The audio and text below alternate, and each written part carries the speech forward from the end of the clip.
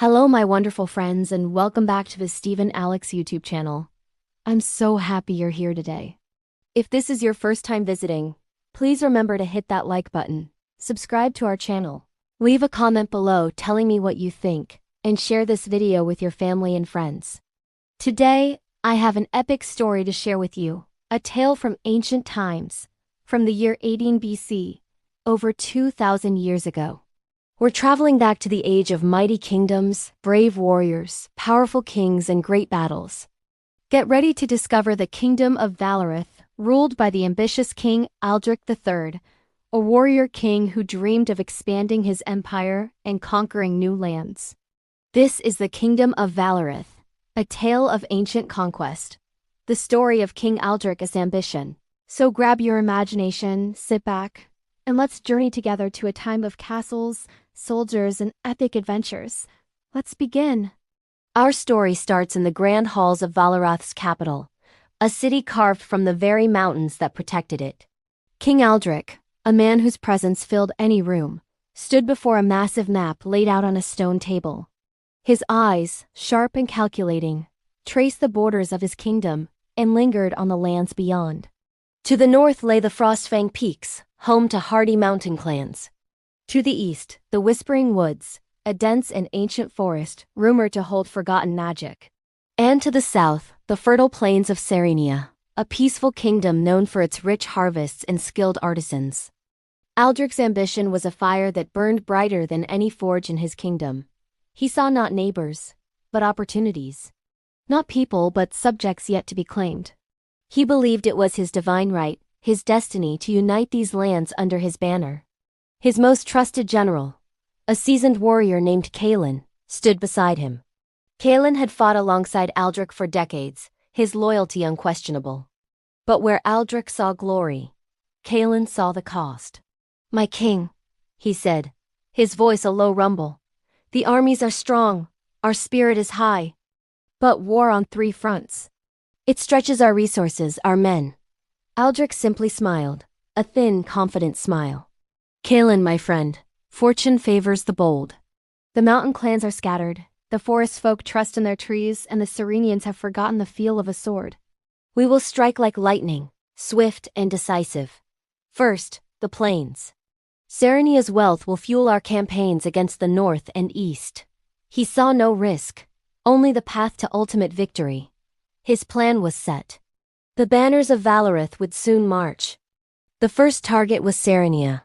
Valorath's army, a disciplined force of 10,000 strong, descended upon the peaceful plains like a storm. The Serenians, unprepared for such a sudden and brutal assault, fought bravely but were quickly overwhelmed. Their capital fell within a week. Aldric rode through the conquered city, not as a liberator, but as a conqueror. He imposed heavy taxes and demanded tributes, stripping the land of its resources to fund his next campaign. The people of Serenia, once proud and prosperous, were now subjects of a foreign king, their spirits crushed under the weight of occupation. Aldric saw this as a necessary step, a small price for the creation of a greater empire. He was blind to the resentment that was already beginning to fester in the hearts of the conquered. The seeds of rebellion were being sown in the shadows. With Serenia's granaries and treasuries now his, Aldric turned his gaze north to the Frostfang Peaks. He dispatched General Kaelin with half of his army to subdue the mountain clans. Kaelin, ever the loyal soldier, obeyed, but his heart was heavy. He knew the mountain folk were fierce, and knew their treacherous terrain better than any outsider. The campaign was brutal. Valorath's soldiers, used to open field battles, struggled against the clan's guerrilla tactics. They appeared from hidden mountain passes, struck with deadly precision, and vanished back into the snow and rock. The cold was a relentless enemy, and supply lines were constantly harassed. Weeks turned into months, and Kaelin's force was slowly being whittled down, not in grand battles, but in 1,000 small, bloody skirmishes. Victory seemed more distant with every passing day. Back in the capital, Aldric grew impatient. News from the north was grim, and whispers of dissent were starting to spread through Valorath itself. The cost of war, both in coin and in lives, was taking its toll. To silence the growing unrest and display his power, Aldric decided to make a bold move. He would personally lead the remaining half of his army into the Whispering Woods to the east. The forest folk, known as the Sylvan, were elusive and relied on the woods for protection. Aldric, in his arrogance, believed a show of overwhelming force would be enough to make them bend the knee. He marched into the ancient forest, his banners held high, completely underestimating the deep connection the Sylvan had with their home. The woods were not just a place they lived. The woods were their greatest ally. The Whispering Woods lived up to its name. The trees seemed to move. The paths shifted, and strange whispers echoed through the canopy, unnerving Aldric's soldiers. The Sylvan were masters of ambush and illusion. They used the forest to their advantage, creating phantom armies and leading entire battalions into dead-end traps and impassable marshes. Aldric's men were fighting shadows. Their morale plummeted. Frustrated and enraged, Aldric ordered his troops to burn the forest down. It was a desperate, foolish act. The fire, instead of clearing a path, became an uncontrollable beast, trapping his own army between the flames and the vengeful Sylvan warriors. The great army of Valorath was thrown into chaos, consumed by the very forest they sought to conquer. While Aldric was trapped in his self-made inferno, word of his blunder reached the occupied plains of Sarenia. The news spread like wildfire, igniting the embers of rebellion into a full-blown uprising.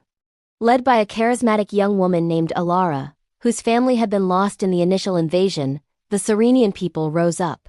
Farmers took up pitchforks, blacksmiths forged swords from plowshares, and they fought with the fury of a people with nothing left to lose. They attacked Valorath's depleted garrisons, reclaiming their towns and cities one by one. Their fight was no longer just for freedom, but for vengeance. In the north, General Kalen received news of the disasters on the other two fronts. His army was weakened, his king was trapped, and the kingdom was fracturing. He faced a difficult choice: continue a pointless war in the mountains, or return to try and salvage what was left of Valorath. Seeing the futility of Aldric's grand design, Kalen made a decision that would brand him a traitor in the eyes of his king, but a savior in the eyes of his men. He negotiated a truce with the mountain clans, acknowledging their sovereignty in exchange for safe passage back to Valorath. His duty was no longer to Aldric's ambition, but to the people of his kingdom who were suffering because of it. Kalen marched his weary soldiers back towards the capital, only to find it in turmoil. The rebellion in Sarenia had cut off food supplies, and the news of the army's defeat in the Whispering Woods had caused panic. The kingdom was on the brink of collapse. Just as Kalen's forces arrived, a handful of survivors from Aldric's eastern campaign stumbled out of the scorched forest. They brought the news: King Aldric III was dead, consumed by the fire he had started. His ambition had led him, and a large part of his army, to a fiery grave. The dream of a grand empire had turned into a catastrophic nightmare. In the aftermath, the Kingdom of Valorath was humbled. General Kalen, now the de facto leader, worked to stabilize the realm. He formally recognized the independence of Sarenia and the mountain clans, signing treaties of peace instead of declarations of war. The age of conquest was over. Valorath had to look inward, to rebuild and heal the wounds inflicted by one man's unchecked ambition. The story of King Aldric became a cautionary tale, whispered from generation to generation, a reminder that true strength lies not in conquering others, but in wisdom, humility, and peace. His grand empire was never built, but the lessons learned from his failure helped shape a new, more enduring legacy for the kingdom. And that, my friends, is the story of King Aldric's ambition and the fall of his grand design. A powerful lesson from history about the dangers of pride and the true cost of war. What do you think? Could things have gone differently? Let me know your thoughts down in the comments. Thank you so much for joining me on this journey back in time. If you enjoyed this story, don't forget to like, subscribe, and share it with someone who loves a good historical tale. Until next time, stay curious and keep exploring the amazing stories our world has to offer. While King Theron prepared to lead his armies to Eldamir, the monumental task of keeping the Kingdom of Viridia running fell to Queen Mariana. This wasn't a role she took lightly. In fact, many would argue her job was even more critical than the king's. War, after all, isn't just fought with swords and shields. It's fought with gold, grain, and grit. Mariana was the master of all three. Her first priority was the treasury. Every day she would descend into the royal vaults, the air thick with the scent of old metal and parchment. With her most trusted financial advisors, she meticulously reviewed the kingdom's ledgers. Each line item was a life, a family, a future. She had to ensure there was enough gold to pay every single soldier, not just for their service, but to support the families they left behind. A soldier with a worried mind is a distracted soldier, and Mariana knew that peace at home was the sharpest weapon on the battlefield. But the army was only one piece of the puzzle. A kingdom can't function on an empty stomach. Mariana dispatched royal purveyors to every corner of Viridia, from the rolling wheat fields of the south to the fishing villages along the coast. Her decree was simple. Secure enough food to feed the entire population, not just for now, but for the duration of the campaign, however long it might take. She implemented a system of fair pricing and distribution, ensuring that no merchant could exploit the situation for profit. Granaries that had stood empty for seasons were filled to bursting. The aroma of freshly baked bread once again wafted through the capital's streets, a tangible symbol of the queen's foresight and care.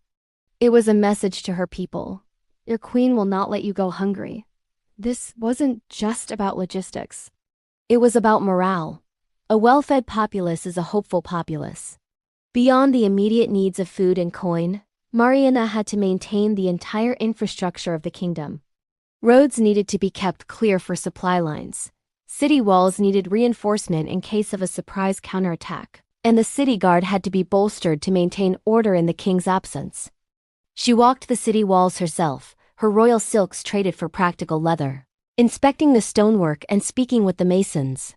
She visited the barracks, tasting the soldiers' rations to ensure their quality. Her presence was a constant, a reassuring sight for the citizens of Viridia. They saw a queen who wasn't just ruling from a throne, but was on the ground, sharing their burdens and working tirelessly for their security. She was the anchor holding the kingdom steady in a sea of uncertainty. While Mariana secured the home front, a different kind of war was being waged in the shadows. Under the cover of darkness, Viridia's most elite spies, known only as the Whispering Crows, slipped across the border into Eldamir. Their mission was perilous but vital, to gather final critical intelligence before the invasion began. They were ghosts, moving through enemy territory unseen and unheard. Their leader, a man known only as Kale, was a master of disguise and deception. He could be a beggar on one street corner, a merchant in the next marketplace, his identity shifting like smoke. His team was a collection of specialists, acrobats who could scale sheer walls, linguists who could mimic any local dialect, and cartographers with photographic memories. Their first objective was to map out Eldamir's troop positions. The spies infiltrated army camps, posing as laborers or camp followers.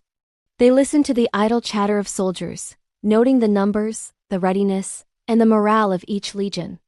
They observed training drills, gauging the skill and discipline of Eldamir's forces. This information was coded into seemingly innocent letters or woven into the patterns of tapestries sold by undercover merchants, then smuggled back to Viridia. Every detail was crucial. Knowing where the elite cavalry was stationed versus the green recruits could mean the difference between a swift victory and a bloody stalemate. Kale himself once spent 3 days hidden in a supply wagon just to overhear a conversation between two generals, a risk that yielded the exact location of Eldamir's reserve forces. Next, the Whispering Crows turned their attention to the fortifications of Eldamir's capital city. The city was famed for its impenetrable walls, but Kale knew that every wall has a weakness. His agents, disguised as stonemasons and engineers, meticulously surveyed the defenses. They measured the height of the ramparts, noted the thickness of the stone, and identified the precise locations of archer nests and scorpion ballistae. They searched for structural flaws, a crumbling section of mortar here, an older, weaker stretch of wall there. The gates were of particular interest. Spies charted the guard rotation schedules, the mechanisms for raising and lowering the portcullis, and even the type of wood and metal used in their construction. One of KLS's most daring agents managed to get a job as a blacksmith's apprentice inside the city, allowing him to study the gate's locking mechanism up close, a piece of intelligence that could prove invaluable.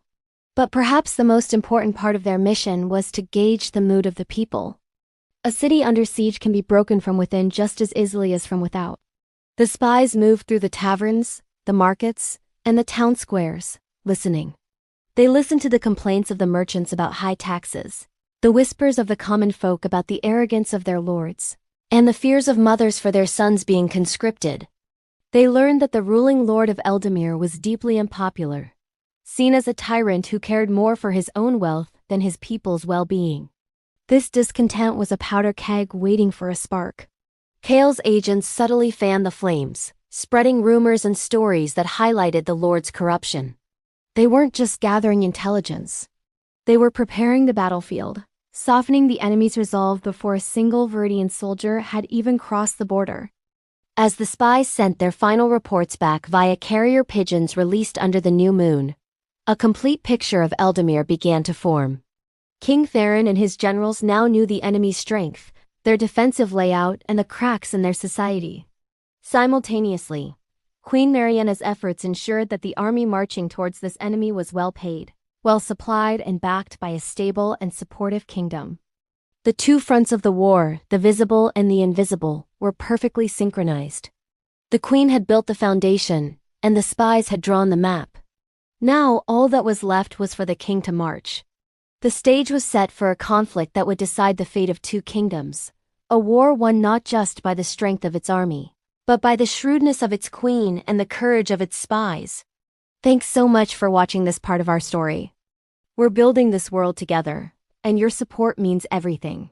If you're enjoying this journey, please hit that like button and subscribe so you don't miss what happens next. Drop a comment below and let me know what you think will be the biggest challenge for King Theron's army. See you in the next video.